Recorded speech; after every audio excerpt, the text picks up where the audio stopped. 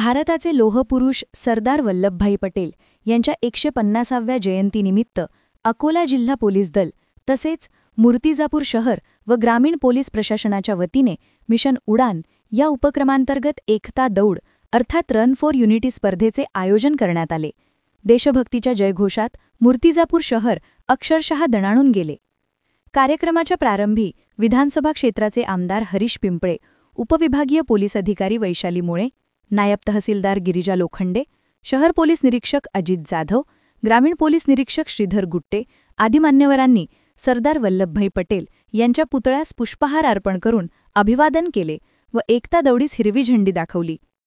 ही दौड शासकीय क्रीडा संकुलातून सुरू होऊन tehsil road, Jalamkar industries chowk, main road, DP road, doctor Shelke hospital समोरून BT mall road, Chhatrapati Shivaji Maharaj chowk, उपजिल्हा रुग्णालय मार्गावरून पुन्हा क्रीडा संकुल येथे संपन्न झाली।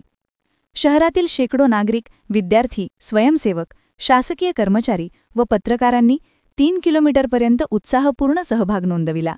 भारत माता की जयच्या घोषणांनी शहरातील वातावरण देशभक्तीने भारावून गेले होते।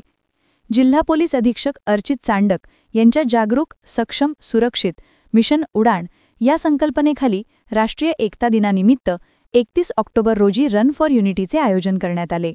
यावेळी सहभागी नागरिकांनी राष्ट्रीय एकता, अखंडता, स्वस्थ जीवनशैली व सामाजिक बांधिलकी यांची शपथ घेतली।